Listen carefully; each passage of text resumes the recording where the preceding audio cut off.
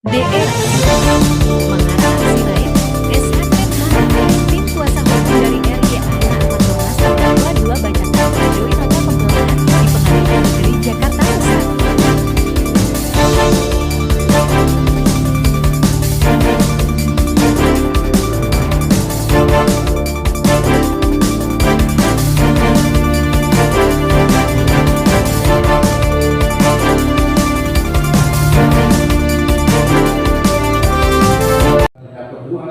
Dihubungkan dengan bukti sebagaimana yang di atas dan tidak terdapat bukti yang meyakinkan atas kerjasama niat atau mensreaan terdakwa 1 dengan terdakwa 2 ketika terdakwa 1 datang berdiskusi ke ruangan terdakwa 2 sebagaimana ini diskusi antara sesama satu kantor yang sudah puluhan tahun bersama merupakan peristiwa sosial biasa. Bahkan dari diskusi tersebut terdakwa 2 menurut pengakuan terdakwa 1 memberi tanggapan agar bekerja secara profesional dan mengikuti prosedur saya. Dan juga terdakwa 100 ketika dikonfrontasikan dengan saksi Yulmanisar dan saksi Dokter juga mengakui bahwa terdakwa 1 lah yang ditemukan Nova Binur dari Lampung ketika ada modus temuan dalam pemeriksaan lapangan Lampung.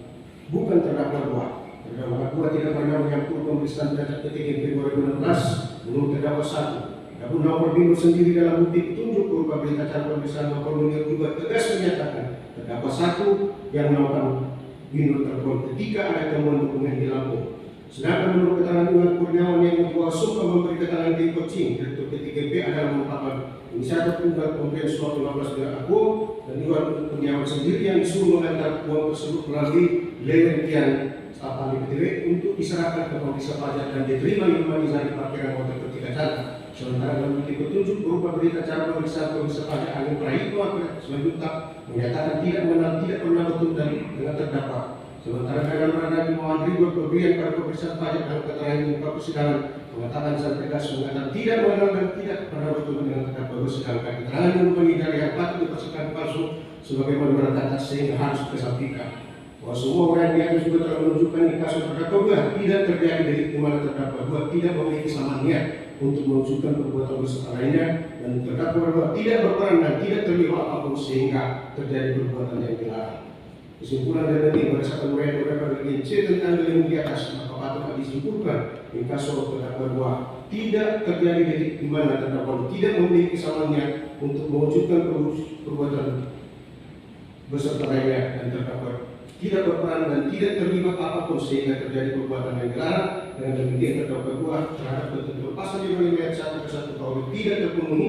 Oleh karena itu terdakwa 2 patut akhirnya dibebaskan dari dakwaan pertama dan untuk selanjutnya hasilnya mohon akhirnya yang dia majelis hakim memutus berupa putusan bebas dan putusan lepas.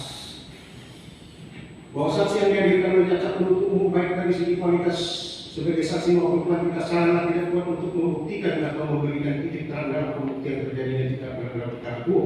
Dan demikian bukti dalam pembuktian yang sifatnya kebenaran material tidak dapat menjelaskan. Penuntut umum pada KPK untuk memberikan harta martabat serta nama baik terdakwa 2 Rian Ahmad Monas sebagaimana keadaan semula. 6. Memerintahkan kepada jaksa penuntut umum KPK untuk mengembalikan seluruh barang-barang milik terdakwa 2 Rian Ahmad Monas yang telah disita oleh KPK. 7.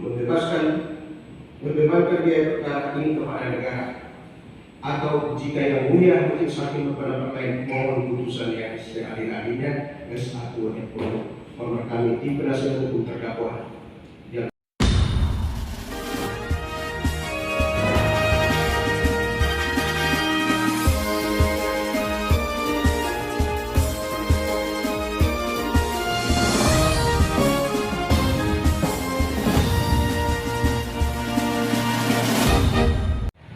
Itu menjawab semua dakwaan dan tuntutan jaksa penuntut umum. Ya. Karena sesuai fakta persidangan dan bukti-bukti keterangan saksi dan ahli bahwa tidak ada dibuat bahwa terdakwa 2 melakukan suatu tindak pidana sebagaimana didakwakan kan. Kedua bahwa keterangan Yulmanisar itu ya patut dipersangkakan palsu sehingga berdasarkan asas umus testis Untuk keterangan saksi yang tidak didukung oleh bukti-bukti yang lain itu harus dikesampingkan ya. Ada larangan untuk memidana kalau hanya satu kesaksian, apalagi disangkakan palsu gitu. Soal Lim Po Ching tidak dihadirkan di persidangan, terus Liu Wan Tiem tidak tidak dihadirkan di persidangan, katanya sudah meninggal dunia, tidak ada surat kematian. Oke, terus satu lagi Lim Po Ching itu Step Pocong ya, itu ada 3 orang ya bang ya, itu gimana bang dalam pledoi abang? Ya itu salah satu poin yang sangat kita kita sayangkan ya. Kalau memang mau dicari suatu kebenaran dalam perkara ini ya, suatu kebenaran yang hakiki, harusnya pemberi uangnya memang harus dihadirkan. Betul bang. Apapun ceritanya. Nah minimal gitu ya di dalam lampiran berita acara itu ya, itu harus disaksikan bahwa ada suatu upaya yang maksimum ya untuk menegakkan hukum terhadap Lim Po Ching, Liu Wan Tiem dan juga Step Pocong ya. Nah itu sama sekali nggak ada. Nah kenapa terhadap orang yang dikatakan sebagai gendeming ya, serta menjadi dibuat jadi inisiator. Sejak kapan orang yang turut serta menjadi inisiator ya? Itu secara doktrin pidana itu nggak keliru. Betul. Makanya kita menganggap bahwa dakwaan tersebut dan tuntutan itu tidak sesuai dengan scientific crime. Kalau yang scientific crime itu kan harus bersesuaian semua unsur dan perbuatan ya. Betul. Ini enggak. Orang yang didakwa dan dituntut pun sudah turun subjeknya gitu ya. Nah dengan adanya tadi keterangan sangkaan palsu, sebenarnya harapan abang apa bang untuk majelis hakim? Karena ini kan masih tarik ulur nih, saya lihat Pak Hakim juga kan masih mempertanyakan sangkaan palsu itu Pak Ilman Nizar ini. Ya keterangan Ilman Nizar yang disangkakan palsu itu kan itu jelas banyak sekali poinnya yang kita temukan dalam persidangan.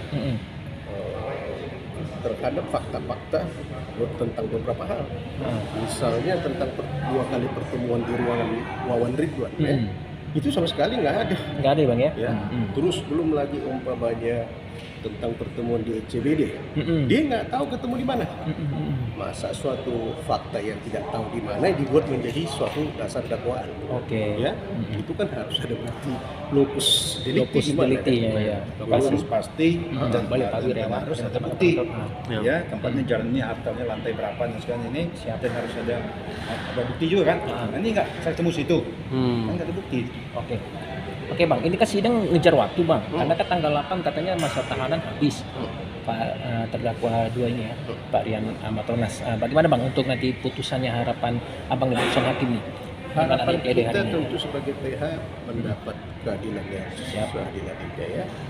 Artinya kita sudah sampaikan bahwa tidak berdasar tuntutan tersebut.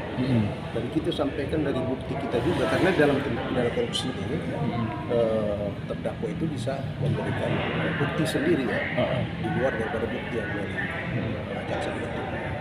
Nah berdasarkan bukti-bukti tersebut ya kita berharap bahwa Rian Amatronas ya, karena ada peristiwa perdata, peristiwa hukum administrasi negara dan bukan peristiwa pidana, kita harapkan bahwa dia dilepas gitu ya dari hukum atau setidak-tidaknya bebas dari hukum gitu ya.